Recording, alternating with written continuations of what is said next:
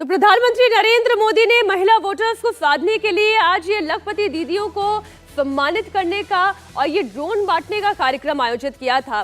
सवाल ये भी उठता है कि राजनीतिक दल महिला वोटर्स को अपनी ओर क्यों खींचना चाहते हैं। तो आपको बता दें, महिलाएं दरअसल साइलेंट वोटर्स अब तक कही जाती रही हैं। जैसा कि पिछले 2 चुनावों में देखने को मिला, वो जातिवादी राजनीति से दूर रहती हैं।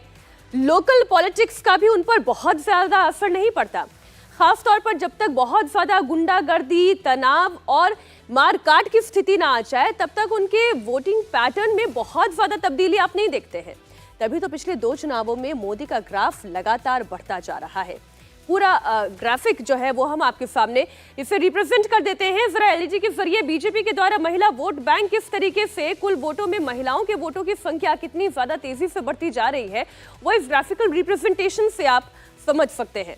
पिछले 2 चुनावों की अगर बात करें तो महिला वोटर्स का रुझान, फिर चाहे वो अगर हम उज्ज्वला योजना की बात करें, उसकी वजह से इस पर इम्पैक्ट पड़ता है। ये देखिए आ गया, जिस रिप्रेजेंटेशन की मैं बात कर रही थी, हम महिला वोटर्स की बात कर रहे हैं।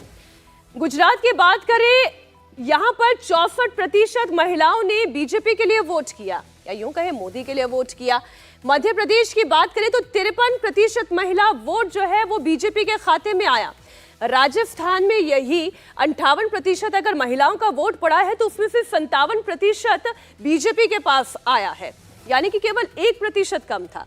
अब कर्नाटक की बात करें 53%, बिहार की बात करें 25%, महाराष्ट्र, पश्चिम बंगाल, उत्तर प्रदेश और उड़ीसा में भी कमोबेश आप स्थिति देखेंगे तो कुल महिलाओं का जो वोट बैंक है उसमें से अधिकतर वोट वो बीजेपी के पास, या यूं कहें प्रधानमंत्री नरेंद्र मोदी की योजना या उनकी कार्यशैली या उनके ऊपर विश्वास महिलाओं ने जाहिर किया है। अब आप ये देखिए, बीजेपी के महिला वोटर्स का ग्राफ किस तरीके से लगातार बढ़ता जा रहा है। साल 2014 में 29% महिलाओं ने बीजेपी का साथ दिया, लेकिन वही साल 2019 में बीजेपी प्रधानमंत्री मोदी की कार्यशैली शायद महिलाओं को पसंद आई और इसलिए 36% वोट शेयर महिलाओं का बढ़ गया। और वहीं अब साल 2024 में जब प्रधानमंत्री नरेंद्र मोदी स्पेशली जब 5 जातियां गिनाते हैं, जिसमें वो युवाओं की बात करते हैं, किसानों की बात करते हैं, गरीबों की बात करते हैं, तो चौथी जाति में वो महिलाओं को भी गिनते हैं और उन्हीं महिलाओं को केंद्र में रखकर वो तमाम योजनाएं कर रही हैं। 2014 में सरकार में आने के बाद मैंने आप महिलाओं के जीवन चक्र के हर पड़ाव के लिए योजनाएं बनाई, उन्हें सफलतापूर्वक लागू किया।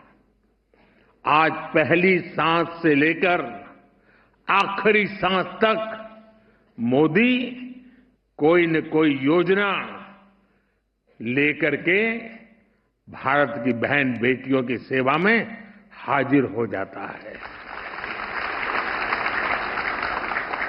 गर्भ में बेटी की हत्या ना हो, इसके लिए हमने बेटी बचाओ बेटी पढ़ाओ अभियान शुरू किया। गर्भ की अवस्था में मां को सही पोषण मिले, इसके लिए हर गर्भवती को 6,000 रुपए की आर्थिक मदद दी। जन्म के बाद बेटी को पढ़ाई में मुश्किल ना हो, इसके लिए ज्यादा से ज्यादा ब्याज देने वाली सुकन्या समृद्धि योजना शुरू की। बड़ी होकर बेटी काम करना चाहे तो आज उसके पास मुद्रा योजना का इतना बड़ा साधन है। बेटी के करियर पर प्रभाव ना पड़े, इसके लिए हमने प्रेगनेंसी लीव को भी बढ़ाकर 26 हफ्ते कर दिया।